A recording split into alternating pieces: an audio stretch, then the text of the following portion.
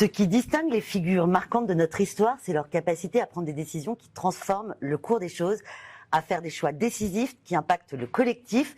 Dans Le jour où, nous explorons ces instants clés, ces moments où une vision individuelle devient une action concrète, porteuse de changement. Aujourd'hui, nous avons l'immense privilège d'accueillir Jean-François Delfraissy, médecin, immunologue et ancien président du Conseil scientifique sur la Covid-19. Face à une crise sanitaire mondiale sans précédent, il a dû, avec son équipe, naviguer dans l'incertitude et proposer des orientations essentielles à la France. Aujourd'hui, vous êtes le président du CCNE, Comité consultatif national d'éthique. Dans cette émission, nous allons explorer le jour où Jean-François Delfraissy a pris une décision clé, mais aussi comprendre ce qui motive un tel engagement entre science, éthique et humanité. Jean-François Delfraissy, merci d'être avec nous. Bonjour. Bonjour. Pour commencer, dans le jour où vous avez dû prendre une décision déterminante dans votre carrière, quel était ce jour ? Alors, vous pouvez en avoir plusieurs. Oui, curieusement, le jour qui m'a fondé un peu, j'étais très jeune, j'avais 17 ans. C'était 8 jours après le décès de mon père. Et j'étais à l'époque en préparation en maths sup à Louis-le-Grand. Et on était mi-octobre. Et j'ai décidé, en rentrant de l'enterrement, qui avait lieu dans le Cantal, et on verra que le Cantal est un élément important pour moi, j'ai décidé d'arrêter et de faire médecine. D'accord. Donc, et pourquoi vous étiez où ? Vous étiez dans la rue ? À quel endroit vous étiez quand vous avez pris cette décision ? Non, c'est parce que probablement, mon père était médecin. J'avais jamais trop discuté de ce sujet. J'étais parti pour faire ce qu'on appelait les prépas à l'époque. Et j'ai choisi à ce moment-là de faire médecine. Et c'est probablement la grande décision qui m'a poussé à faire ce magnifique métier. D'accord. Et ensuite, toutes les décisions de votre vie, parce qu'il y en a eu plusieurs quand même. Après, oui, c'est pas la seule. Non, je dirais que ça, c'est très personnel. Non, mais je trouve ça très, très intéressant. Mais après, oui, bien sûr, il y a eu d'autres décisions. Par exemple, j'étais aux États-Unis, juste avant la période SIDA. J'étais à l'époque immunologiste très fondamental. Je faisais de la recherche sur ce qu'était le début de l'immunologie. J'étais d'ailleurs dans le laboratoire avec Tony Fauci. Alors, on en reparlera tout à l'heure, mais quand les gens disent ensuite, ils connaissaient Tony Fauci. Oui, je connais Tony Fauci depuis maintenant 45 ans. Et en rentrant des US, c'est là où les premiers cas de SIDA sont apparus. Et je me souviens très bien de lire... En quelle année ? On était en 82-83. Et je rentrais à Béclair, Antoine Béclair, qui est un hôpital dans le sud de Paris. Et là, j'ai pris la décision d'arrêter l'immunologie fondamentale pour me consacrer fondamentalement à la prise en charge des patients VIH et des patients SIDA. Et je dis souvent que je suis un bébé SIDA, mais avec beaucoup de cheveux blancs. D'accord. Alors, quelles responsabilités ont traversé votre esprit à cet instant précis quand pour vous parler du SIDA, vous prenez la décision de vous occuper des patients. Alors, qu'est-ce qui vous passe par l'esprit ? Pourquoi vous prenez cette décision ? C'était un mélange à la fois du fait qu'on ne connaissait rien. C'était vraiment une rupture en médecine. C'est une médecine assez triomphante des années 80, qui croyait que le monde était devant elle. Et puis, brutalement, arrive une épidémie sur laquelle on ne connaissait rien. Donc, après, ça a été le début d'une série d'épidémies que j'ai pris en charge, sur lesquelles on ne connaissait rien. Il y avait Ebola, il y a eu le Covid-19. Donc, c'était le début d'une grande aventure. Ouais. Et ça, c'était le premier point. Le second point, c'était... Le rejet, initialement, par peur, comme d'une population. J'ai des souvenirs, Antoine Béclair, j'avais mon bureau de chef de clinique assistant sur le palier, et je retrouvais pendant une période, tous les lundis, marqué à l'énorme feutre, salle PD. Oh là là. Ça montre le rejet qu'il y a eu pendant quelques temps, très peu de temps, puisqu'ensuite le système hospitalier est un système qui est très ouvert et qui a pris en charge ces jeunes patients qui étaient dans des conditions dramatiques. Mais ça montre bien la peur qu'il y avait. Et j'amenais mes jeunes étudiants, mes externes, pour regarder la porte le lundi et leur dire, regardez le job que vous avez choisi. La médecine, c'est un métier très technique, mais c'est un métier aussi, il y a toujours une vision politique.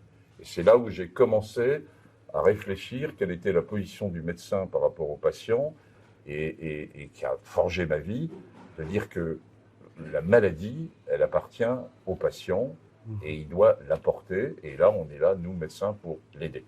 On va parler d'Ebola maintenant. Où vous étiez quand vous avez pris la décision de vous occuper de cette épidémie d'Ebola? Alors après, moi, on me voit maintenant évidemment comme d'abord quelqu'un d'âgé, ce qui est vrai. Ensuite, comme quelqu'un qui a eu beaucoup de responsabilités. Bon. Mais en fait, j'ai été un médecin qui a eu beaucoup les mains dans le cambouis. Hein. Oui, tout à fait. Je me suis beaucoup occupé des patients VIH. J'avais géré un gros service à Bicêtre. C'est là où j'ai connu aussi tous les états d'âme autour de la fin de vie, ces jeunes patients qui n'en pouvaient plus. Et puis après, on vous confie, au fur et à mesure que les choses arrivent, on se trouve et on commence sur des questions tout à fait essentielles, à discuter avec le politique. Et on a commencé à discuter avec le politique, avec Jacques Chirac, sur l'accès aux antirétroviraux dans les pays du Sud dans les années 2000. Puis après, voilà, j'étais considéré comme quelqu'un qui, voilà, gérait les crises, était spécialiste des maladies infectieuses, connaissait bien le monde international, connaissait bien l'Afrique. Donc chaque fois qu'il y avait un gros problème, voilà, on se disait quelle est la vie de Delfrécy. Et alors c'est ce qui s'est passé aussi à la fois pour H1N1 au début, ensuite pour Ebola. Ouais. Et Ebola, je me souviens très bien de la discussion autour d'Ebola. Ebola, c'est très particulier parce que c'est la première fois qu'un germe, le virus Ebola, a été isolé non pas par les Américains, qui en général avaient une structure autour du CDC qui permettait d'isoler très rapidement les virus ou les bactéries qui étaient en cause dans les grandes pandémies. Mais là, ça a été Médecins du Monde qui a apporté un fragment de sang de patients Ebola et qui l'a amené au P4 de Lyon, qui est un laboratoire extraordinaire qui permet de faire des diagnostics dans des conditions de sécurité maximum. D'accord. Et donc, on a eu les résultats du P4 de Lyon, on a vu ce qu'était Ebola, et à partir de là, je dirigeais une agence de recherche, j'ai lancé les recherches sur Ebola. Et c'était donc en mars 2014, et à partir de l'été, c'est là où Ebola a commencé, où il y avait quelques cas d'Ebola qui sont arrivés en Europe, alors que c'était essentiellement en Afrique et en particulier dans l'Afrique de l'Ouest. Et il y a eu une grande angoisse, de bouffée d'angoisse au niveau européen, des gouvernements européens. Et en France, donc, c'est le président de la République, François Hollande, qui a souhaité qu'il y ait un délégué interministériel sur Ebola. Et il m'a confié cette tâche. En fait, en France, ça s'est très vite résolu. Et ça, je le savais. Je l'ai dit d'ailleurs lors d'une réunion de tous les préfets.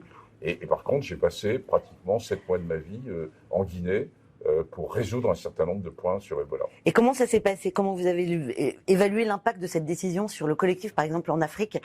Comment ça s'est passé? Comment vous l'avez... Ce qui s'est passé, c'est que Ebola, c'est une maladie qui était au début meurtrière à 90%, c'est-à-dire on était touché par Ebola. 9 sur 10, quoi. Et c'était donc des conditions drastiques d'isolement des patients et d'isolement des corps. Donc il y a les ONG qui étaient en première ligne, Médecins du Monde, médecins de MSF, etc., avaient mis des conditions extrêmement drastiques pour la prise en charge de ces patients. La Guinée, c'est 90% de patients, de personnes qui sont d'origine musulmane. Et donc il y avait un circuit très particulier où une personne était suspecte d'Ebola, elle rentrait dans une partie du camp médical, on l'isolait de la famille, ensuite elle faisait Ebola ou elle faisait pas Ebola, mais si elle faisait Ebola, elle avait 9 chances sur 10 de mourir dans les 8 jours. Et comment on attrape Ebola? Alors, on attrapait Ebola, on va y revenir, essentiellement par les contacts cutanés et en touchant les gens. Et donc, la population guinéenne ne comprenait absolument pas et voyait plutôt l'arrivée des ONG comme quelque chose qui ne leur rendait pas service et qui isolait leurs patients de leur famille.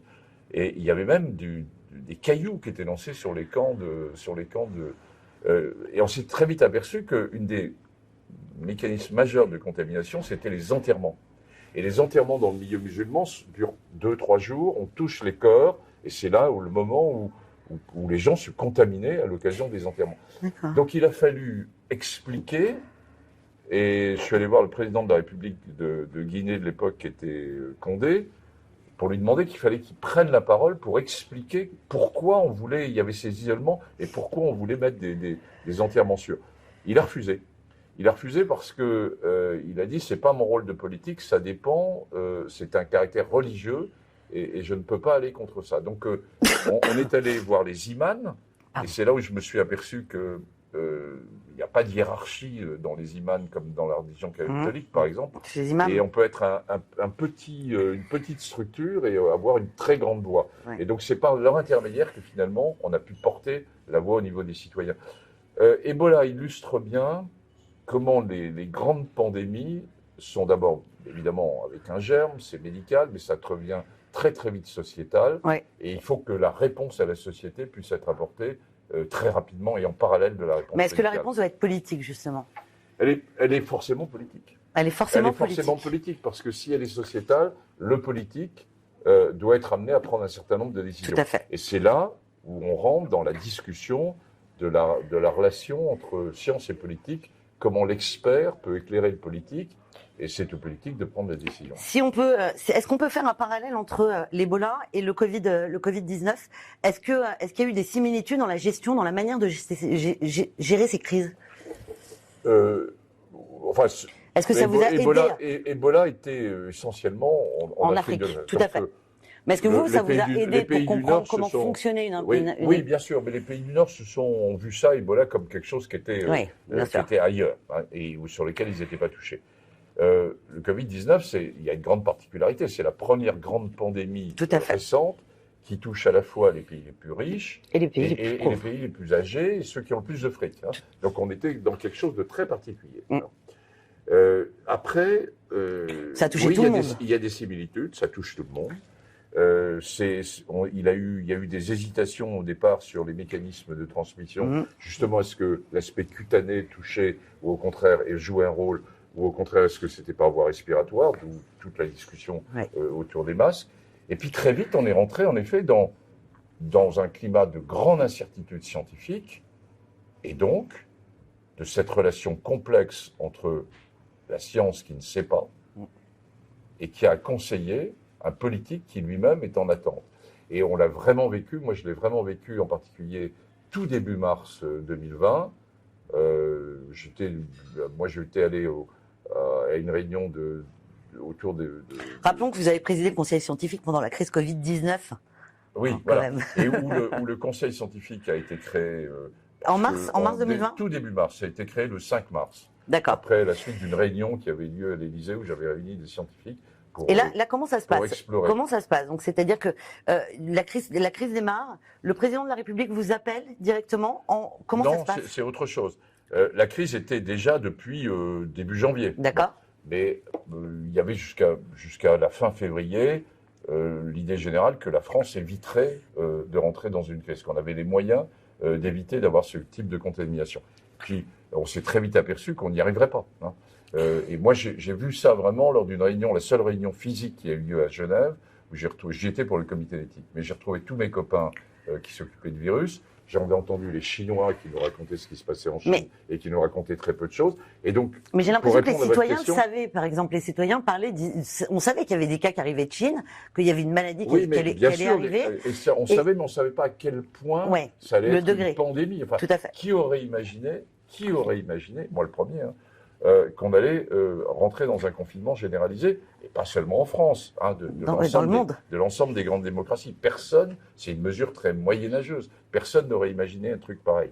Et donc, j'ai envoyé, moi, en rentrant de ces réunions, je suis allé à Londres voir les jeunes médecins qui font de la prédiction, et ensuite les gens de Pasteur, et puis j'ai donné un signal à l'Élysée en disant, je pense qu'on se trompe complètement, et qu'on est au début d'une grande pandémie. Et alors, à partir de là, en quelques jours, on a eu une réunion des scientifiques à l'Élysée, la création du conseil scientifique, et puis ce jeudi 12 mars 2020. Donc c'est juste avant le 17 mars. C'est avant le 17 mars. 17 mars, c'est confinement. Confinement généralisé. Le jeudi matin avec quelques membres du conseil scientifique face au président de la République, au Premier ministre, aux différents ministres. Vous étiez combien là ? Et on était, il y avait donc les politiques qui étaient une quinzaine, et nous on était 5-6 parce que tout le conseil scientifique n'était pas venu. On avait été créé 3 jours avant, et où on leur dit, eh bien, on nous pose la question, mais alors qu'est-ce qu'on fait ? Et on répond, évidemment, on l'avait préparé, il faut confiner le plus vite possible et le plus dur possible. Et là, j'ai vraiment senti... La tête du président de la République et du Premier ministre, quelles ont été leurs têtes ? Alors, je pense que le président de la République avait compris qu'on allait là. D'accord. Mais qu'il avait besoin de l'entendre, entre guillemets, je dirais, dit par des scientifiques et dit par des gens extérieurs. Parce que c'était une telle décision qu'il devait prendre pour le pays qu'il fallait qu'il soit conforté, entre guillemets. Et on commençait dans cette relation complexe, mais absolument nécessaire, entre la science, qui sait plus ou moins d'ailleurs, et puis le politique de plus haut niveau. Autour de lui, par contre, au niveau des ministres, des conseillers... c'est ça le problème. J'ai bien senti que là, ils nous regardaient avec des yeux en train de se dire, mais qu'est-ce qu'ils sont en train de nous dire? Alors, il faut, attention, ça aurait été le cas si ça avait été une décision uniquement Est-ce que vous avez reçu des pressions, des incertitudes? Est-ce qu'il y a eu des incertitudes quant à cette décision? Non, il n'y avait pas d'incertitude. On était vraiment convaincus, les membres du Conseil scientifique. Mais est-ce que vous avez eu des pressions justement de certains ministres non, en vous disant que vous êtes complètement fou? Aucune pression. Je le dis d'ailleurs sur l'ensemble de la vie du Conseil scientifique, on a été d'accord le plus souvent avec les décisions politiques, mais pas toujours. On pourrait y revenir, pas toujours. Et c'est très bien d'ailleurs qu'on soit pas toujours d'accord. Mais à aucun moment, durant les 2 ans et demi de crise, de vie du Conseil scientifique, je n'ai une quelconque pression politique pour dire telle chose ou telle autre chose, ou ne pas dire des choses. Ça, je veux le dire parce que en France, on reste quand même une très belle démocratie. Tout à fait. Et avec ce partage des pouvoirs qui est très particulier, entre d'un côté la science et de l'autre côté la décision. Justement, on va en parler parce que la pandémie a révélé quand même des tensions. On ne peut pas le nier entre science, politique, opinion publique.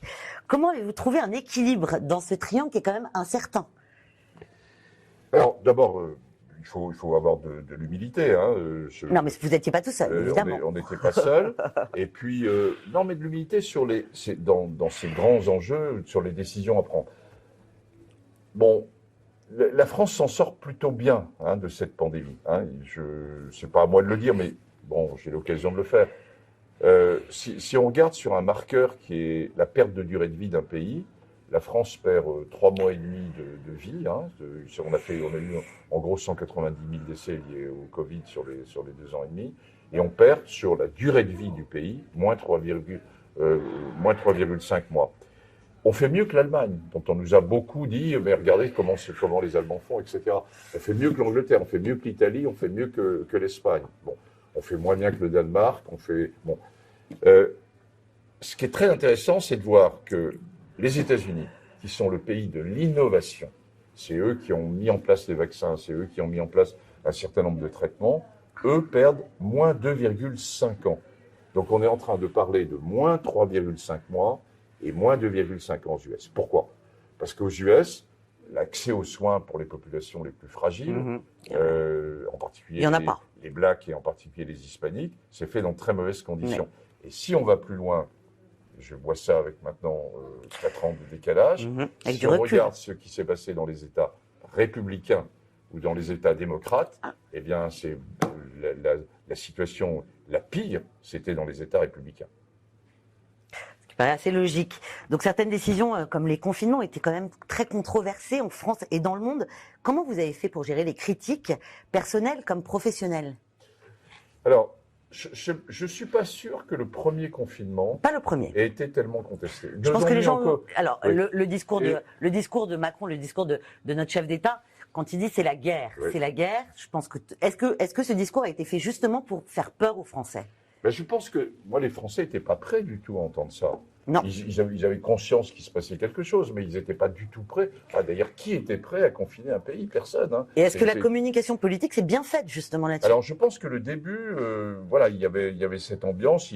On est passé par un conseil de défense pour...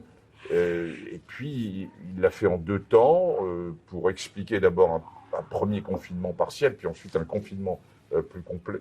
Moi, je comprends ce qui s'est passé là. Non, les ennuis ont été dans la durée. C'est-à-dire que moi, le premier, je pensais qu'on était parti pour une période de 1 an, probablement. Ah, le premier confinement? Non, pas le premier confinement, mais je pensais qu'on aurait un premier confinement, puis qu'on aurait un retour. D'accord. Et puis, c'est ce qui s'est passé.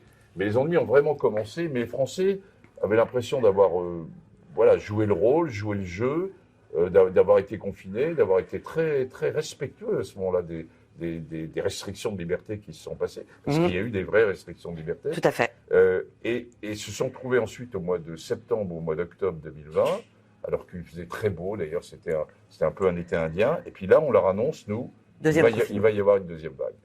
Et c'est là où a commencé le débat très difficile, avec des experts qui disaient mais non, ils inquiètent beaucoup plus, il n'y aura jamais de deuxième vague. Et puis en fait, la deuxième vague arrive, et il y a un deuxième confinement qui se met en place à partir de la fin Qui était un peu octobre. plus léger quand même. Alors qui était plus léger, mais qui était beaucoup plus difficile à supporter. Oui, tout à fait, Et parce puis qu'on en connaît ensuite, ça. on sort de cette deuxième vague, on a les vaccins qui arrivent à partir de décembre 2020. Et puis, le gouvernement, lui, est persuadé qu'avec les vaccins, tout va se faire. Sinon, qu'on ne vaccine pas un pays en quelques mois. Donc, c'était forcément avec du temps. Et puis, arrive une troisième vague et arrivent surtout des variants qui sont beaucoup plus... Donc, des mutants de ce virus qui sont beaucoup plus transmissibles et donc qui changent complètement la donne de nouveau. Et donc, on se retrouve, et c'est là la période la plus difficile qu'on a eu à vivre. Les gens s'en sont pas rendus compte. Mais ne serait-ce qu'en termes de décès aussi, c'est le premier trimestre 2021 où on a d'une part une campagne vaccinale qui démarre et de l'autre côté des virus variants qui arrivent. Et c'est là où on a eu la plus grande tension entre le conseil scientifique et les décisions politiques. Quelles ont été les plus grandes critiques que vous avez entendues au niveau professionnel là-dessus et au niveau personnel? Parce que j'imagine que vous avez dû en entendre quelques-unes. Oui, mais à vrai dire, je m'en foutais. De toute façon, est-ce que vous aviez le choix? Je m'en foutais parce que il y a un moment donné, on vous confie une mission. Les règles avaient été assez claires vis-à-vis du président de la République.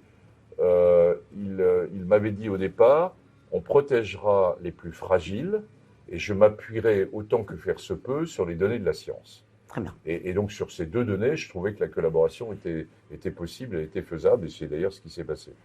Après, on peut pas, dans ce type de démarche, on ne peut pas avoir un consensus. Bon, il faut savoir qu'il y a une minorité, on a une minorité très active contre nous, et ensuite avec les vaccins, les antivax, etc. Bon, mais j'avais décidé, peut-être à tort d'ailleurs, de ne pas aller sur les réseaux sociaux et de jouer la carte médiatique uniquement sur la présentation des avis du D'accord, Conseil donc pas de scientifique. YouTube, pas de podcast, Aucun sur les média réseaux sociaux. alternatif. Et alors, j'ai cru, et après coup, je me suis dit, dans les erreurs qu'on a fait, on a eu tort de ne pas y aller pour présenter aussi, discuter à toute cette population. Puis je m'aperçois que dans les enquêtes récentes, on s'aperçoit que les réseaux sociaux sont très présents. On le voit dans la campagne électorale américaine. Alors. Mais c'est vrai, mais que sur les enjeux de santé, ouais. il y a 2 grandes enquêtes qui viennent de sortir. D'accord. Et qui montrent que finalement l'impact sur la vision des santé, la vision sur la santé sur les réseaux sociaux pour les Français est assez minime et qu'il s'appuie essentiellement sur les médias traditionnels. Oui, mais ça veut dire qu'il faudrait peut-être commencer à s'y mettre, Jean-François. Donc, en tant que scientifique, quel regard portez-vous sur l'importance de la communication, justement, et de la pédagogie face à une crise de cette ampleur? Alors, c'est un point majeur. C'est un point majeur. Est-ce qu'il y a eu un problème de communication là-dedans? Il y a d'une part, parce que, somme toute, on a eu deux éléments. On avait des mesures de santé publique qui étaient avec des mesures de restriction de liberté importantes, allant au début avec le confinement, les couvre-feux, puis ensuite allant vers le pass sanitaire et le pass vaccinal. Donc c'est bien, on restreint les libertés. Tout à fait. Et puis de l'autre côté, on a l'innovation qui arrive avec l'arrivée de tout ce qui est arrivé avec les médicaments et les vaccins, etc. Et dans cette restriction de liberté, il y avait une balance qui était entre restriction de liberté individuelle, mais qui était au profit d'une vision plus collective. C'était pour protéger la nation de façon plus globale. Et c'est dans moi, c'est 2 grands enjeux éthiques qu'on connaît bien. C'est l'autonomie et la liberté individuelle, avant tout à l'anglo-saxonne, versus la solidarité. La solidarité, c'est quelque chose où on s'occupe des plus fragiles et de tout le monde au nom de la nation. Et je pense qu'on a oscillé en permanence entre ces 2 points. Et que c'est difficile à faire passer en temps de crise. Bon, c'est très difficile. Est-ce qu'il n'y a pas eu un problème de communication politique, justement, pour la gestion de cette crise? Alors, sur la communication, il y a une communication gouvernementale qui a été scalée. Nous, on a communiqué essentiellement sur les avis. On a essayé de s'appuyer sur la science et d'avoir une autonomie. Je rappelle qu'on n'est jamais apparu dans les communications auprès du ministre, etc. On a gardé en permanence cette forme de liberté par rapport aux politiques, auxquelles je tenais beaucoup. Moi, je dirais que le principal point, si j'ai une critique à faire, c'est que les mesures qui ont été prises en France, qui ont été annoncées par les politiques, et en particulier le président de la République, elles sont assez similaires, assez proches de ce qui s'est fait au Danemark. Mais la première ministre du Danemark, c'était une femme. Mhm. Alors déjà, ça change un peu le mode de communication. Et ensuite, sur la même décision qui a été prise en France, elle l'expliquait. Elle passait 3 minutes de plus en disant, voilà, j'avais Elle le expliquait choix. pourquoi. Elle expliquait pourquoi. J'avais le choix entre tel et tel. Les scientifiques me donnaient telle vision. Ce qui n'a pas été fait en France. Et en France, on a plus une communication très top-down, Ouais. qui est celle de... Bon, et de dire, voilà, on a décidé, j'ai décidé de... Et probablement, cet aspect, je pense que les Français, là... Ce qui a manqué, c'est de l'explication, finalement. C'est de l'explication de la Pourquoi décision. Et non, la décision était bonne, mais pourquoi cette décision? Voilà. Pour expliquer un petit peu à tous les citoyens pourquoi ils avaient pris ces décisions-là. On va parler maintenant de votre rôle pendant la crise du VIH, ce qui est quand même très important. Vous avez été très important, très impliqué dans la lutte contre le sida. Quelles étaient les plus grandes difficultés scientifiques et sociétales à l'époque, pendant cette crise? Alors, à l'époque, je rappelle qu'on est là, on revient en arrière. Oui, on revient en arrière, évidemment. Par rapport au Covid. On est dans les années 85. 82 à 85, on découvre ce virus, là aussi on patauge, on ne sait pas trop comment il se transmet, une transmission sexuelle, une transmission par le sang, il y a eu tous ces enjeux importants de transmission par voie sanguine, avec toute la question qui s'est posée ensuite de est-ce qu'on aurait pu éviter ça, enfin, avec des enjeux qui étaient déjà aussi terriblement politiques. Et puis, la temporalité que j'ai vécu sur le VIH-Sida n'est pas du tout la même que celle que j'ai vécu sur le Covid. Le Covid, finalement, tout s'est joué en 2 ans et demi. On a trouvé des vaccins en moins de 6 mois, des médicaments très vite aussi. Sur le VIH-Sida, les premiers médicaments arrivent qu'en 1996, c'est-à-dire 14 ans après le démarrage de cette énorme pandémie. Et donc, on a une période extrêmement lourde, en particulier dans les années 90, où on n'avait pas de traitement. On savait diagnostiquer, on avait des services, avait des services qui étaient pleins de jeunes, et en particulier de jeunes hommes qui étaient à leur 4e, 5e infection opportuniste, et où on s'est posé là très, très clairement le problème de la fin de vie dans cette... on va en parler de la fin de vie. Et où c'est là, moi, j'ai commencé à être interpellé par les conditions de la fin de vie pour un certain nombre de jeunes patients. Très bien. Comment la gestion de cette crise sanitaire a-t-elle influencé votre approche lors de la pandémie du Covid-19 ? J'imagine que l'un vous a quand même apporté quelques réponses à l'autre. Oui. Sur le VIH-Sida, il y a eu 2 aspects. Il y a eu l'aspect on ne connaît pas, donc il faut faire la place à la recherche. Oui. Et ça reste votre fer de lance, C'est-à-dire qu'on ne sait pas. Donc, il faut rechercher. À ça, il faut rechercher. Bon. Tout à fait. Et donc, se donner les moyens, et la France ne se donne pas suffisamment les moyens actuellement de consacrer de financement aux chercheurs. Ce qui n'était pas le cas dans la période VIH-Sida, où on a bénéficié de plus de financement. Ça, c'était le premier point. Le deuxième point, c'était les patients. C'est le moment où les patients, les associations, ACT UP, AID, etc., se mettent en place, connaissent beaucoup de choses. Et c'est le moment où, tout d'un coup, le pouvoir médical est remis en cause, puisque pouvoir médical, il n'y a pas, puisqu'on ne sait pas, et où donc on va construire avec le milieu associatif.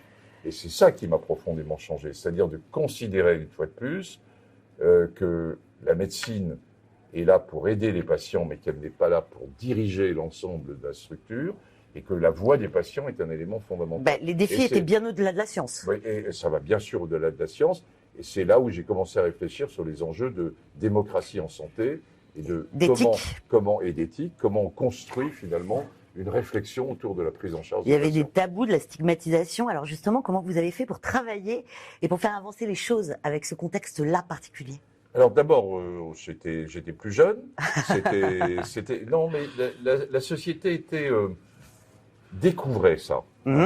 Mais avec une notion était peut-être plus bienveillante que maintenant. Je pèse mes mots parce que c'est important. Mais je dirais, j'ai bien vu comme l'épisode que je vous racontais sur Salle PD sur la porte de mon bureau, mais tout ça a duré très peu de temps. Ça montre que la crainte qu'il y avait.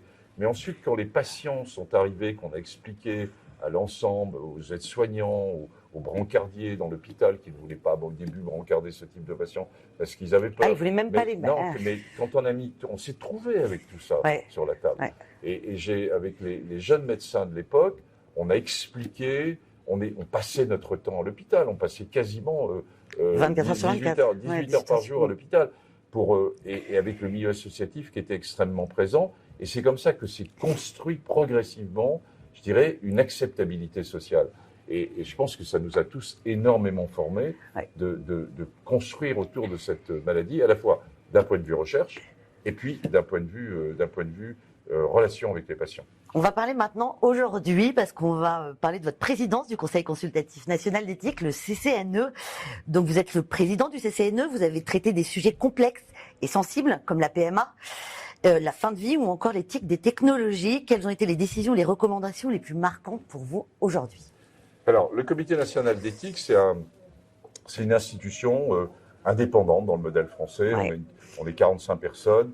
Il y a un tiers de médecins et de chercheurs, et puis le reste, c'est des juristes, des philosophes, des gens de sciences humaines et sociales. Et il y a une représentation de la société civile. On a 5 personnes qui représentent les associations de patients. Et donc, je dis que c'est un exercice d'intelligence collective qui aborde des sujets qui sont terriblement difficiles, où il n'y a pas forcément de solution. Mais en tout cas, on met sur la table ces sujets et on essaie de construire. Chacun arrive avec sa vision, sa culture, sa religion, sa formation, et puis on écoute l'autre. Et c'est donc une éthique de construction et d'écoute. C'est probablement ce qui manque d'ailleurs, peut-être un peu à nos politiques en ce moment, hein, de comment on arrive à construire ensemble sur un sujet difficile. Alors, soit on peut être saisi par le gouvernement. Oui.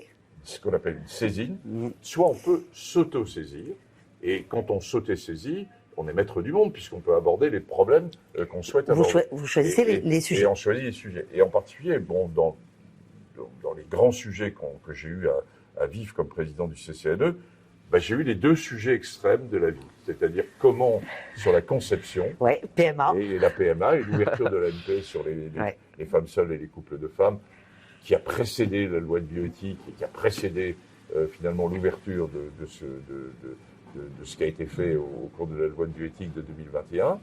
Et le CCNE a comme rôle de préparer la loi de bioéthique.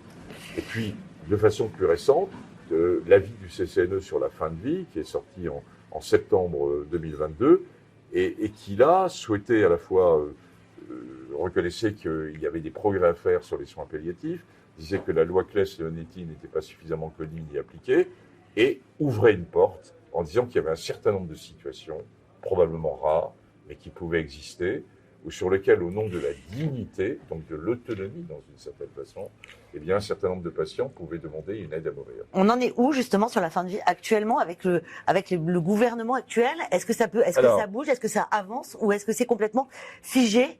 À partir de l'avis du CCNE, le gouvernement et le président de la République, Emmanuel Macron, a décidé de ouvrir une grande consultation citoyenne. Et je pense qu'à côté du sujet lui-même, ce qui s'est passé sur fin de vie, sauf peut-être la fin tout à fait, est assez exemplaire. Parce qu'on a pris le temps de réfléchir sur ces sujets-là. Ça vous a pris combien de temps ? Ça a pris 18 mois quand même. Ouais, 18 à 24 mois, avec une convention citoyenne, avec énormément de réunions qui ont été organisées sur tous les territoires. Le CCNE, avec les espaces éthiques régionaux, a organisé plus de 600 réunions, donc plus de 60 000 personnes qui ont été à ces réunions. Donc les différentes académies de médecine, le Conseil de l'ordre a réfléchi, a pris des positions. Et donc la loi ensuite qui a été lancée par le gouvernement est une sorte de ligne de crête, c'est une loi d'ouverture et qui s'ouvre prudemment, mais sur l'aide active à mourir. Bon, cette loi a été présentée au Parlement en mai 2024. Elle était en cours de discussion et tout s'est arrêté avec la dissolution. Donc on en est exactement là. C'est-à-dire que maintenant, on repart avec une loi qui devait être présentée en février 2025. Et à ce jour, je ne sais pas quel sera le gouvernement. Est-ce qu'elle est à l'agenda en février 2025, elle sera mise à l'agenda. Donc c'est vrai que ce long chemin, cette discussion, cette construction de la C'est difficile démocratie en ce long santé. chemin. Ah oui, non, mais c'est difficile pour moi aussi. Oui, non, mais je sais justement ce que je veux dire. J'ai passé pratiquement 2 ans de ma vie à Tout à fait. construire, à voir les différents comment acteurs. vous arrivez à rester justement, à y croire encore? Parce que j'y crois, parce que finalement, je m'aperçois en voyant un peu ce qu'a été ma vie professionnelle, que plus il y a de difficultés, plus ça m'excite dans une certaine façon. Et donc, j'ai envie d'essayer de les résoudre pour nos concitoyens. Et donc, voilà, on en est là. Et j'espère, entre guillemets, que cette loi sera remise sur la table avec le nouveau gouvernement. Pourquoi ? Parce que il y a une demande de la part des Français autour de ce changement. De la fin de vie. La fin de vie n'est plus la même Non. qu'il y a 50 ans. La fin de vie se passe beaucoup dans des structures médicalisées. Il faut qu'on améliore ce qui se passe dans les EHPAD. On est une grande nation démocratique, quoi qu'on dise et quoi que j'entende aujourd'hui. Et donc, sur quoi on est jugé ? On est jugé sur notre capacité à s'occuper des personnes les plus fragiles. Une vraie nation, et j'insiste bien là-dessus, une vraie nation démocratique, c'est elle qui passe du temps et qui consacre des financements à ces populations les plus fragiles. Tout à fait. Selon vous, l'importance de l'éthique dans un monde où les avancées technologiques se font à un rythme de plus en plus effréné, ça va de plus en plus vite. Le rôle de l'éthique et l'importance de l'éthique là-dedans, elle est où ? Elle est d'essayer de faire réfléchir les scientifiques et peut-être aussi les citoyens, ceux qui sont intéressés, mais en particulier les jeunes, mais c'est là où c'est évidemment le plus difficile, sur quel monde voulons-nous pour demain. Ouais. Je vais vous donner un bon exemple, par exemple, sur la loi de bioéthique de 2021, sur les cellules souches. Alors, les cellules souches sont des cellules qui sont capables, ensuite, quand on leur donne des signaux, et quand on lui dit, ma cocotte, il faut que tu te différencies en un cartilage de l'épaule ou du genou, si je te donne tel ou tel signal, et bien c'est la future médecine de demain, la médecine de remplacement, où on arrivera à remplacer un certain nombre d'organes par la construction de cellules souches. Bon. La même cellule souche, elle est pluripotente, c'est-à-dire qu'elle peut se transformer en beaucoup de choses. Ouais. Et elle peut se transformer, par exemple, en spermatozoïde ou en ovocyte. Et on peut imaginer que si à la même cocotte que j'évoquais, on lui donne un autre signal, elle va se transformer en spermatozoïde ou en ovocyte. Et là, on peut faire un embryon complètement de novo, en dehors de tout acte sexuel, complètement en éprouvette, et on commence à toucher une ligne rouge de construction. Et c'est là où l'éthique est là pour poser la question, jusqu'où voulons-nous aller ? Mais si je parle des cellules souches, c'est parce qu'il y a eu un long débat sur l'origine de ces cellules souches. Et ces cellules souches, elles peuvent être originaires de 2 points, soit l'embryon, parce qu'il y a des cellules souches embryonnaires qui existent, soit de la peau. Et finalement, il y a eu un très long débat sur oui, mais si on les prend à partir de l'embryon, on se rend compte ce qu'on fait. La question n'est pas là. La question, puisqu'on arrive à les trouver à partir de cellules cutanées, la question est de savoir ce qu'on en fait. Si on va vers une transformation vers l'épaule et un remplacement d'organes, on est dans la médecine de demain. Si on est dans la construction d'un nouveau embryon à partir de cellules souches asexuées, là, on franchit une ligne rouge. Quels sont les défis ? On va parler santé publique un petit peu, parce que là, on va arriver au terme de l'émission, et c'est assez triste d'ailleurs. Quels sont les grands défis auxquels la santé publique devra faire face dans les années à venir pour vous, Jean-François Delfraissy ? Il y en a un qui est évident. Voilà, allez-y. Personne ne veut voir, c'est le vieillissement de la population. Ah, ça c'est clair. Bon. Je suis bien d'accord. Donc je suis vraiment là-dessus, je suis très clair là-dessus. Ouais. Personne ne veut voir ça. Moi, le premier, évidemment. Mais il n'y a pas que moi. Les scientifiques, c'est un sujet qui les intéresse, mais bof. Les citoyens, les familles, c'est compliqué. Notre vie a changé. On a pris le modèle EHPAD, mais on voit bien les limites de ce modèle EHPAD. On a bien vu les tensions qui se passaient avec le modèle EHPAD unique au moment du Covid, par exemple. Les chiffres sont là. Ouais. On a d'une part une baisse de la natalité en France. Tout à fait. Qui est moins marquée que dans d'autres pays, mais qui est quand même marquée et qui va s'accentuer. Deuxièmement, on a une médecine qui permet de prolonger la vie des gens dans des conditions qui sont plus ou moins optimales, mais qui existent. Et donc, il y a une progression, entre guillemets, de la durée de vie de chacun des citoyens. Ça implique d'ailleurs des questions autour de la retraite, est-ce qu'elle est au même âge ou pas, hein, c'est des sujets aussi de ce type. Et puis troisièmement, on a une population qui vit japonaise. Comment on va répondre à ça? Et comment on va à la fois pouvoir porter une population jeune et répondre à cette question du vieillissement des populations. Et ça ne sera pas l'État qui va répondre. Il ne pourra pas. L'État est à bout de souffle en termes de financement et de plans sociétaux. Donc il va falloir que de nouveau, le milieu associatif, les familles s'impliquent comme elles l'étaient à une période. Et ça, c'est des messages extrêmement difficiles, y compris pour le politique. J'ai une dernière question. Si vous pouviez revivre un moment marquant de votre carrière, vous choisiriez lequel, Jean-François Delfraissy? Ah, je choisirais, alors, c'était en 1995, j'étais responsable d'un grand essai thérapeutique qu'on faisait avec les Américains, où on avait un médicament qui s'appelait, c'est les premiers médicaments du VIH, qui s'appelait l'AZT, et on avait posé la question simple, est-ce qu'en donnant de l'AZT pendant la grossesse chez les femmes séropositives, on peut réduire la transmission à l'enfant? Et on a eu, je me souviens, c'était en février, et j'étais donc, c'est un essai qui était mené en France et aux États-Unis, j'étais co-PI, et le comité indépendant qui voyait les résultats décide d'arrêter l'essai parce que le bras AZT réduisait de 60% la transmission. Eh bien, qu'est-ce que vous avez ressenti? J'ai ressenti d'abord, on était dans la période la plus noire du SIDA, donc c'était un des premiers grands essais qui était extrêmement positif. Et puis on a sauvé des dizaines de millions d'enfants à partir de ce résultat. Et donc ça, c'est le résultat dont je suis probablement le plus fier. Vous étiez où? Vous vous en rappelez? Ah oui, très bien. Vous étiez où? J'étais dans le Cantal et je suis revenu. Jean-François Delfraissy, merci pour ce partage inspirant et éclairant. On rappelle qu'un médecin au fond aux éditions du Seuil, vous pouvez l'acheter dans toutes les bonnes librairies, c'est exact? Vous nous avez montré que derrière chaque grande décision, il y a des convictions profondes et un sens aigu des responsabilités. Merci beaucoup d'avoir été avec nous. Merci.